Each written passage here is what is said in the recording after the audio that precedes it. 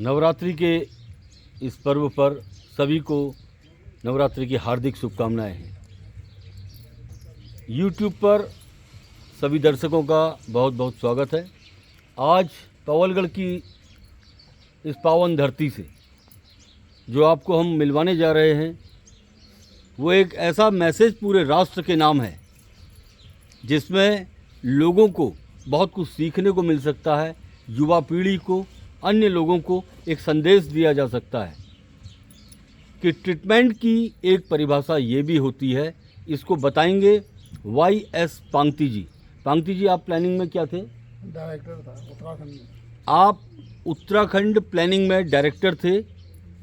YS Pangti जी, पिछले साल 28 अक्टूबर को आपकी यहाँ एंट्री हुई थी और उस एंट्री के बाद उस समय जब आप आए थे तो मैंने बहुत नज़दीक से आपसे बातचीत करी और आपको समझने का प्रयास किया।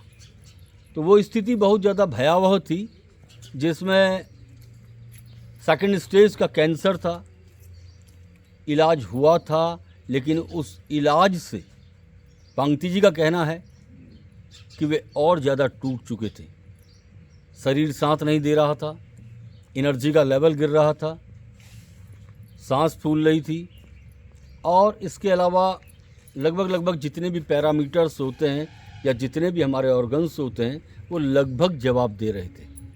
तो इस एक साल के दरमियान आपको हैरान कर देगी ये रिपोर्ट और आपको सोचने पर मजबूर कर सकती है कि क्या रिपोर्ट लेके आए हैं पांगती जी, और रिपोर्ट को भी छोड़िए, प्रैक्टिकल क्या लेके आए हैं। वो प्रैक्टिकल जो चैलेंज कर सकता है युवा पीढ़ी को भी, सोचने पे मजबूर कर सकता है कि आज आप हिम्मत नहीं करते घर से बाहर निकल के किलोमीटर 2 किलोमीटर घर का सामान लाने की। और पांगती जी उम्र क्या है आपकी? 70 ईयर्स ओल्ड, 70 साल के YS पांगती जी। आपको जानकर हैरानी होगी कि अभी मिलम ग्लेशियर की चढ़ाई करके आए हैं। यह अपने आप में एक जोरदार ताली का सब्जेक्ट बनता है कि मिलम ग्लेशियर 10 किलो पीठ पर ले गई और 10 किलो का वजन पीठ पर ले जाकर, जिसका रास्ता 2.5 दिन का तय किया जाते वक्त। तो मैं चाहता हूं ये मैसेज और ये संदेश, ये केवल मैसेज या संदेश नहीं है, ये एक रिसर्च का सब्जेक्ट है कि आखिर ऐसा कैसे हो गया कि ट्रीटमेंट हुआ, शरीर गिरने लगा। शरीर गिरते ही आदमी बेड पे आने लग जाता है। तो एक तरफ ट्रीटमेंट के बाद बेड पे जाना चाहिए था और अपने जो बचे हुए दिन थे उनको गिनना चाहिए था, लेकिन पांगती जी ने ऐसा ना करते हुए देश के नाम एक संदेश भेजा है। उन्होंने मिलम ग्लेशियर की चढ़ाई करके दिखाई है। तो मैं चाहता हूं अगली आवाज YS पांगती जी की हो। जी। सरदेव बैज जी, आदरणीय बैज जी और गोमूत्र क्रांत के संस्थापक। मुझे लंग्स, 1 साल पहले लंग्स में प्रॉब्लम आई थी जिसका इलाज मैंने दिल्ली में सुपर स्पेशलिस्ट हॉस्पिटल में करवाया था। 2-2.5 महीने करने के बाद मेरा शरीर पूरा टूट चुका था। बाद में यहाँ मुझे जो है ये गणेश मर्तोलिया जी जो IG थे, रिटायर्ड IG पुलिस, उनने बताया था कि पवलगढ़ में भाई साहब यहाँ पर इसका इलाज संभव है, आप हुआ आइए। तो मैं यहाँ आया था। इसके साथ जगत राम जी भी थे, DIG कुमाऊँ जो है, उनसे बात हुई थी। उनने भी मुझे उपचार के लिए राय दिया था। इसी परिप्रेक्ष्य में यहाँ पहुँचा था। तो फिर मैंने यहाँ जितने भी लोग आए थे उनसे भी फीडबैक लिया, तो सभी ने सकारात्मक दिखा कि मैं 3rd स्टेज में हूँ, 4th हूँ, मुझे लाभ हो रहा है। इस तरह से मेरा कॉन्फिडेंस काफ़ी यहाँ बढ़ गया। फिर मैं बैज जी से मिला, बैज जी को बताया। बैज जी ने कहा आपको तो पहले आना चाहिए था, परंतु मुझे यहाँ की जानकारी नहीं थी इसलिए मैं नहीं आ पाया, नहीं तो मैं हल्द्वानी पे था। तब से मैंने जब से यहाँ से इलाज किया तो मुझे कोई दिक्कत नहीं है। और वहाँ तो ये कीमो और रेडिएशन जो होता था उससे तो एकदम डाउन हो जाता था, सब ब्लड के जो सिस्टम है सब डाउन हो जाता था। फिर उसको जो है अप करने के लिए फिर भर्ती होना पड़ता था बार बार। पूरे शरीर के सेल्स सब वो हो गए थे, बिल्कुल डाउन हो गए थे। तो बहुत परेशानी हुई। जब से मैंने यहाँ इलाज कराया तो यहाँ कोई प्रॉब्लम नहीं हुई। मैं खाता पीता हूँ और सब कुछ ठीक ठाक है और चलता फिरता हूँ। अभी मैं मिल्लम ग्लेशियर गया था ट्रैकिंग में। मिल्लम का हाइट है करीब 11,500 वो है फीट है। यहाँ से करीब 65 किलोमीटर है। तो मैं 2.5 दिन का था। पहले दिन कुछ गाड़ी से रोड बनी है, उसके बाद फर्स्ट दिन का ट्रैक तो काफ़ी टफ था, एकदम स्ट्रेट चढ़ाई थी और कोई रास्ता नहीं था। दूसरा वहाँ भेड़ बकरी चढ़ने जाने से रास्ता भी बहुत कीचड़ से सना हुआ था और एकदम नीचे चट्टान। ये जो झाड़ियाँ पकड़ के टहनियों को पकड़ करके हम लोगों ने ट्रैकिंग करी। करीब वो 3-3.5 किलोमीटर था, जिसमें हमें 2-3 घंटा लगा। हर किसी को सबसे टफ पड़ा वो ट्रैक। तो उसके बाद हमने रेस्ट किया। दूसरे दिन से हम लोग सुबह 7 बजे उठ के अपना नैतिक रूप से पैदल चलते रहे और शाम तक हम चलते रहते थे। तो 3 दिन में मैंने मिल्लम की यात्रा करी और मुझे कोई दिक्कत नहीं है। वहाँ का क्लाइमेट ऐसा, न सुस्ती आई, न कुछ हुआ, न कोई प्रॉब्लम। जबकि खाने पीने का कोई टाइमिंग नहीं हुआ वहाँ, और साधन नहीं हुआ, रहने का नहीं हुआ। हम तो स्लीपिंग बैग ले गए थे। तो बहुत अच्छा रहा। सुस्ती तो वहाँ आई नहीं, क्या होता है, बल्कि घर आ गए तो जब यहाँ आ गए तो सुस्ती आने लग गई। क्योंकि यहाँ क्लाइमेट जो है वहाँ का साफ़ सुथरा हुआ, तो वहाँ का आब हवा का भी मेन है।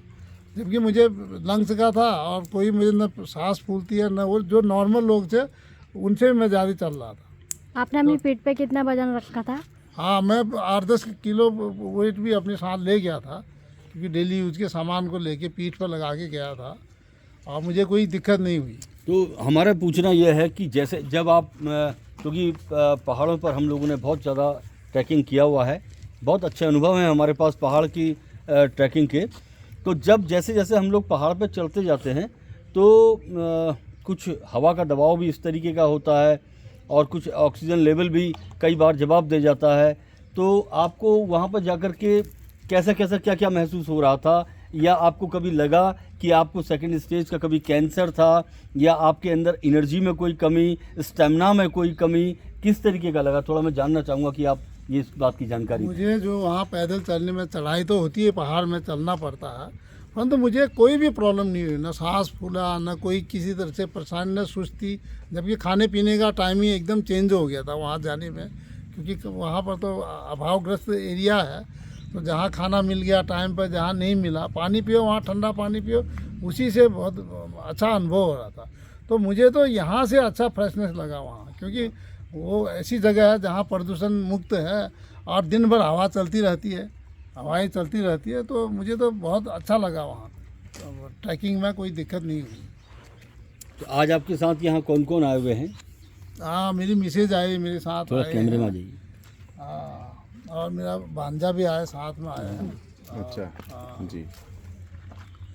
तो मैं ये संदेश देना चाहूँगा, जितने भी असाध्य रोग से जो लोग पीड़ित हैं, जो देश में विभिन्न जगहों पर इलाज करा के थक के यहाँ आ रहे हैं, तो मैं सभी से इस गौमूत्र क्रांति जो ये पवलगढ़ से मैं संदेश देना चाहूँगा कि जो लोग भी है असाध्य रोगी है, वो विश्वास करके यहाँ पर आएँ, अपना इलाज कराएं। और कम पैसे में, खर्चला भी नहीं है, क्योंकि इसका प्रॉपर इलाज है नहीं। दिल्ली में मैंने देखा, सब एक ही लेवल के सुपर स्पेशलिस्ट हॉस्पिटल है, परंतु वहाँ क्योर ऐसा नहीं है और बहुत ही 10 गुना 20 गुना खर्चा है। यहाँ तो न खर्चा है, न कुछ है, न बेड की ज़रूरत है, न इमरजेंसी है, न कुछ भी नहीं है। तो विश्वास सबसे बड़ी चीज़ है। विश्वास तो आदमी को वो करना ही पड़ेगा, विश्वास करें और हिम्मत से काम करना पंकज जी, पड़ेगा। हम वो थोड़ा कुछ फोटोग्राफ्स देखना चाहेंगे कि जब आप मिलम गए थे तो आपके पास कुछ फोटोग्राफ्स वगैरह भी होंगे। उन फोटोग्राफ्स को मैं चाहता हूँ कि थोड़ा इनको शेयर किया जाए।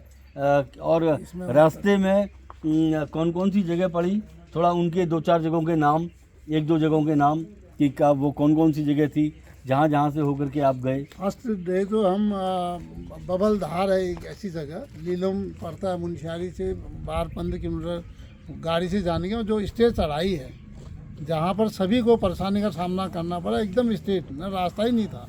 वहाँ से चलने में सभी को दिक्कत हुई। 2-3 किलोमीटर चलने में 2 घंटा हमें भी लगा, और उनको तो 3 लगा, किसी को 2.5, किसी को 4 घंटे भी लगे। बहुत ही स्टेट ट्रैक था। क्योंकि साधन नहीं थे और वहाँ पर हाथ से पकड़ के जाना हुआ, वहाँ पेड़ पौधे टहनी पकड़ के, यदि फिसल गए तो फिर संभव नहीं था बचना।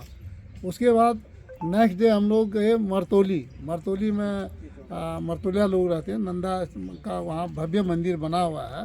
तो वहाँ हम लोग बोगड्यार होते हुए कि बोगड्यार से मरतोली में हमने बोगड्यार से मरतोली रेस्ट किया था। तो मरतोली से फिर हम सुबह उठ के फिर नहा धो के 7 बजे से चले। रात को हम वहाँ मिल्लम पहुँच गए थे तीसरे दिन। बीच में मापा है, गनगर है, पासू कहीं गांव आते हैं, उस गांव से होते हुए हम लोग गए थे। और उसी तरह से हम वापस आए। जब नंदा अष्टमी ख़त्म हुआ नेक्स्ट डे को हम वहाँ से बुरफू आए। बुरफू से फिर हम थोड़ा डाउन था तो चलते हम बोगड्यार होते हुए बबलधार पहुँच गए थे रात को। फिर बबलधार से जो वो ट्रैक किया था वो डाउन वाला था। नेक्स्ट सुबह जाके 2-3 घंटे में हमने वो करके फिर नीचे गाड़ी मिल गई थी। गाड़ी से हम 10-11 बजे मुंशियारी पहुँच गए थे। पंकज जी वो फोटोग्राफ्स कुछ देखना चाहेंगे जिनमें जो फोटोग्राफ्स हैं कि उससे थोड़ा ये जानकारी हो कि आप किस तरीके से गए। इसमें कुछ वो कैसे दिखाएंगे?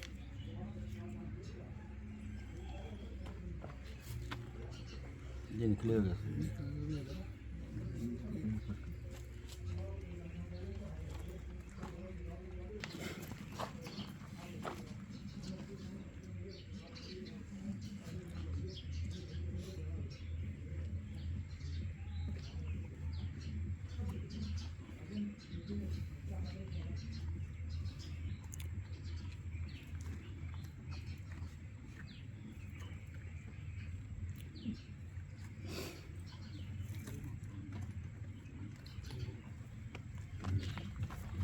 तो ये वो वीडियो हैं, ये जो फोटोग्राफ्स हैं जो पांगती जी को शो करते हैं कि बहुत अच्छी यात्रा और बहुत बढ़िया यात्रा पांगती जी ने करी है।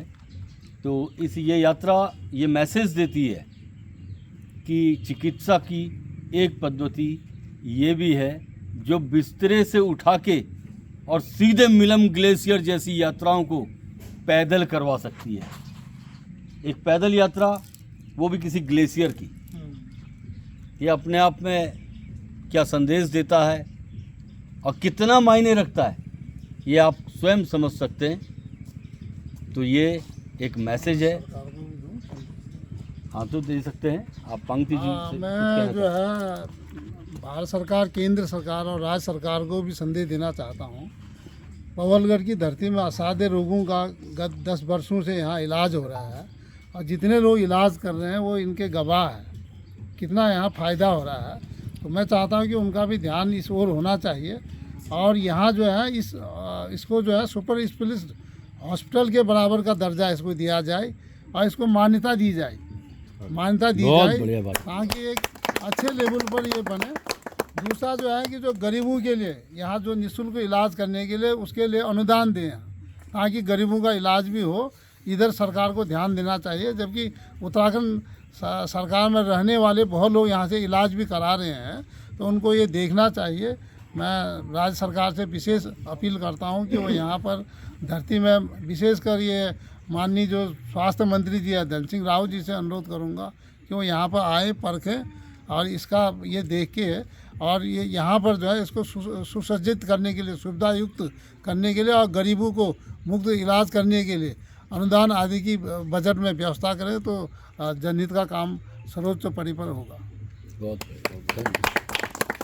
वैद्य जी की तरफ से, गौमुख क्रांति परिवार की तरफ से आपको ढेर सारी शुभकामनाएं।